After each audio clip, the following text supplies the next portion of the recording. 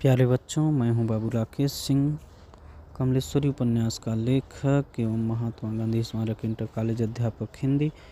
आज हम आप सबके समक्ष लेकर उपस्थित हैं रामधारी सिंह दिनकर का जीवन परिचय। ये निश्चित रूप से जो है ना, ये आता है इनका जीवन परिचय। रामधारी सिंह दिनकर जो हैं ये हिंदी के राष्ट्रीय कवि हैं। हिंदी के एक प्रमुख लेखक, कवि व निबंधकार थे। ये आधुनिक युग के श्रेष्ठ वीर रस के कवि के रूप में स्थापित हैं। राष्ट्रवाद अथवा राष्ट्रीयता को इनके काव्य की मूल भूमि मानते हुए इन्हें युग चारण व काल के चारण की संज्ञा दी गई है। दिनकर स्वतंत्रता पूर्व एक विद्रोही कवि के रूप में स्थापित हुए और स्वतंत्रता के बाद राष्ट्र कवि के नाम से जाने गए। वे छायावादोत्तर कवियों की पहली पीढ़ी के कवि थे। एक ओर उनकी कविताओं में ओज, विद्रोह, आक्रोश और क्रांति की पुकार है, तो दूसरी ओर कोमल श्रृंगारिक भावनाओं की अभिव्यक्ति है। इन्हीं दो प्रवृत्तियों का चरम उत्कर्ष हमें उनकी कुरुक्षेत्र और उर्वशी नामक कृतियों में मिलता है। दिनकर जी का जन्म 24 सितंबर 1908 को बिहार के बेगूसराय जिले के सिमरिया गांव में हुआ था। उन्होंने पटना विश्वविद्यालय से इतिहास, राजनीति विज्ञान में बीए किया। उन्होंने संस्कृत, बांग्ला, अंग्रेजी और उर्दू का गहन अध्ययन किया था। बीए की परीक्षा उत्तीर्ण करने के बाद वे एक विद्यालय में अध्यापक हो गए। 1934 से 1947 तक बिहार सरकार की सेवा में सब रजिस्ट्रार और प्रचार विभाग के उपनिदेशक पदों पर कार्य किया। 1950 से 1952 तक लंगट सिंह कॉलेज मुजफ्फरपुर में हिंदी के विभागाध्यक्ष रहे। भागलपुर विश्वविद्यालय के उपकुलपति के पद पर 1963 से 1965 के बीच कार्य किया और उसके बाद भारत सरकार के हिंदी सलाहकार बने। उन्हें पद्म विभूषण की उपाधि से भी अलंकृत किया गया। उनकी पुस्तक संस्कृत के 4 अध्याय के लिए साहित्य अकादमी पुरस्कार तथा उर्वशी के लिए भारतीय ज्ञानपीठ पुरस्कार प्रदान किया गया। अपनी लेखनी के माध्यम से वह सदा अमर रहेंगे। द्वापर युग की ऐतिहासिक घटना महाभारत पर आधारित उनके प्रबंध काव्य कुरुक्षेत्र को विश्व के 100 सर्वश्रेष्ठ काव्यों में 74वां स्थान मिला है। 1947 में देश स्वाधीन हुआ और वह बिहार विश्वविद्यालय में हिंदी के प्राध्यापक व विभागाध्यक्ष नियुक्त होकर मुजफ्फरपुर पहुँचे। 1952 में जब भारत की प्रथम संसद का निर्माण हुआ तो उन्हें राज्यसभा का सदस्य चुना गया और वह दिल्ली आ गए। दिनकर 12 वर्ष तक संसद सदस्य रहे। बाद में उन्हें सन 1964 से 1965 ईस्वी तक भागलपुर विश्वविद्यालय का कुलपति नियुक्त किया गया, लेकिन अगले ही वर्ष भारत सरकार ने उन्हें 1965 से 1971 ईस्वी तक अपना हिंदी सलाहकार नियुक्त किया और वह फिर दिल्ली लौट आए। फिर तो ज्वार उमड़ा और रेणुका, हुंकार, रसवंती और द्वंद्व गीत रचे गए। रेणुका और हुंकार की कुछ रचनाएं यहाँ वहाँ प्रकाश में आईं और अंग्रेज प्रशासकों को समझते देर न लगी कि वे एक गलत आदमी को अपने तंत्र का अंग बना बैठे हैं और दिनकर की फाइल तैयार होने लगी। बात बात पर कैफियत तलब होती और चेतावनियाँ मिला करती। 4 वर्ष में 22 बार उनका तबादला किया गया। रामधारी सिंह दिनकर स्वभाव से सौम्य और मृदुभाषी थे, लेकिन जब बात देश के अहित की आती थी तो वह बेबाक टिप्पणी करने से कतराते नहीं थे। रामधारी सिंह दिनकर ने ये 3 पंक्तियाँ पंडित जवाहरलाल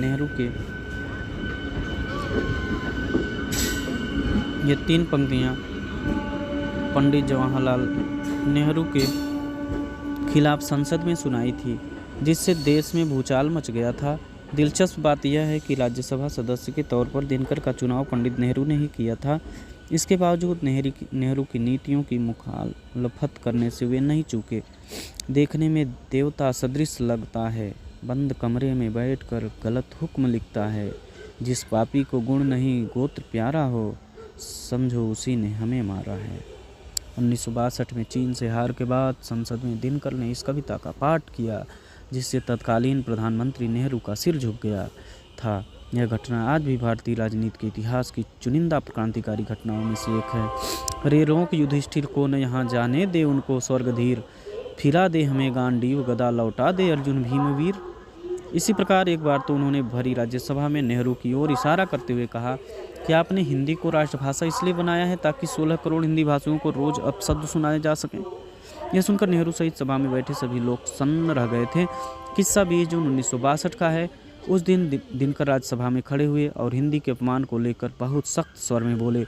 उन्होंने कहा देश में जब भी हिंदी को लेकर कोई बात होती है तो देश के नेतागण ही नहीं बल्कि कथित बुद्धिजीवी भी हिंदी वालों को अपशब्द कहे बिना आगे नहीं बढ़ते। पता नहीं इस परिपाटी का आरंभ किसने किया है, लेकिन मेरा ख्याल है कि इस परिपाटी को प्रेरणा प्रधानमंत्री से मिली है।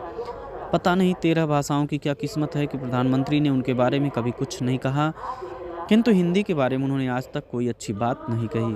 मैं और मेरा देश पूछना चाहते हैं कि क्या आपने हिंदी को राष्ट्रभाषा इसलिए बनाया था ताकि 16 करोड़ हिंदी भाषियों को रोज अशब्द सुनाएं? क्या आपको पता भी है कि इसका दुष्परिणाम कितना भयावह होगा? यह सुनकर पूरी सभा सन्न रह गई थी। ठसाठस भरी सभा में भी गहरा सन्नाटा छा गया था। यह मुर्दा चुप्पी तोड़ते हुए दिनकर ने फिर कहा, मैं इस सभा और खासकर प्रधानमंत्री नेहरू से कहना चाहता हूँ कि हिंदी की निंदा करना बंद किया जाए। हिंदी की निंदा से इस देश की आत्मा को गहरी चोट पहुँचती है। उन्होंने सामाजिक और आर्थिक समानता और शोषण के खिलाफ कविताओं की रचना की। एक प्रगतिवादी और मानवतावादी कवि के रूप में उन्होंने ऐतिहासिक पात्रों और घटनाओं को ओजस्वी और प्रखर शब्दों का ताना बाना दिया। उनकी महान रचनाओं में रश्मिरथी और परशुराम की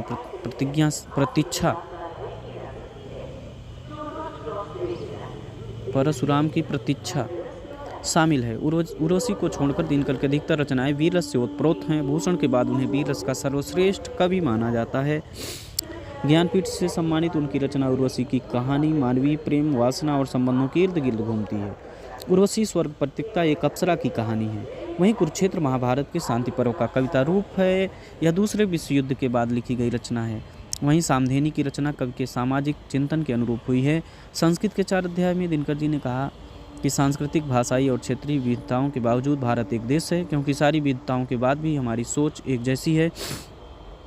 दिनकर के द्वारा लिखी गई रचनाएं वारदोली विजय, संदेश, प्रणभंग, रेणुका, हुंकार, रसवंती, द्वंद्वगीत, कुरुक्षेत्र, धूप छां, सामधेनी, बापू, इतिहास के आंसू, धूप और धुआं, मिर्च का मजा, रश्मिरथी, दिल्ली, नीम के पत्ते, नील कुसुम, सूरज का ब्याह, चक्रवाल, कविश्री, सीपी और शंख, नए सुभाषित, लोकप्रिय कवि दिनकर, उर्वशी, परशुराम की प्रतीक्षा, आत्मा की आंखें, कोयला और कवित्व, मृत्यु तिलक और दिनकर की सूक्तियाँ, हारे को हरिनाम, संचयिता, दिनकर के गीत, रश्मिलोक, उर्वशी तथा अन्य श्रृंगारिक कविताएं इनकी रचनाएं हैं।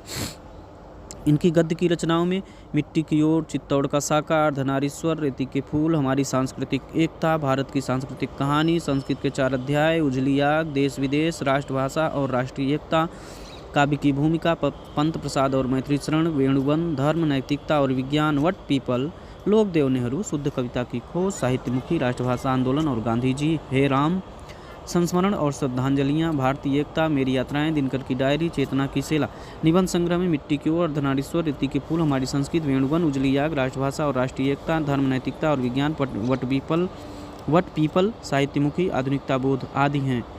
अन्य लेखकों के विचार, आचार्य जयप्रकाश द्विवेदी ने कहा था कि दिनकर जी की अहिंदी भाषाओं के बीच हिंदी के सभी कवियों में सबसे ज़्यादा लोकप्रिय थे और अपनी मातृभाषा से वे प्रेम करने वालों के प्रतीक थे। हरिवंश राय बच्चन ने इनको कहा था कि दिनकर जी को एक नहीं बल्कि गद्य, पद्य, भाषा और हिंदी सेवा के लिए अलग अलग 4 ज्ञानपीठ पुरस्कार दिए जाने चाहिए। रामवृक्ष बेनीपुरी ने कहा था, दिनकर जी ने देश में क्रांतिकारी आंदोलन को स्वर दिया। ठीक है, तो फिर जो है ना, सम्मान इनको जो है दिनकर जी को इनकी रचनाओं के लिए जो है बहुत सारे सम्मान मिले। इनको संस्कृत के 4 अध्याय के लिए 1959 में साहित्य अकादमी से सम्मानित किया गया। भारत के प्रथम राष्ट्रपति डॉक्टर राजेंद्र प्रसाद ने उन्हें 1959 में पद्म विभूषण से सम्मानित किया।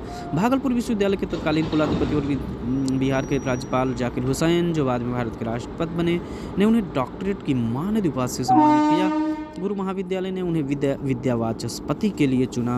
1968 में राजस्थान विद्यापीठ ने उन्हें साहित्य चूड़ामणि से सम्मानित किया। वर्ष 1972 में काव्य रचना उर्वशी के लिए उन्हें ज्ञानपीठ से सम्मानित किया गया।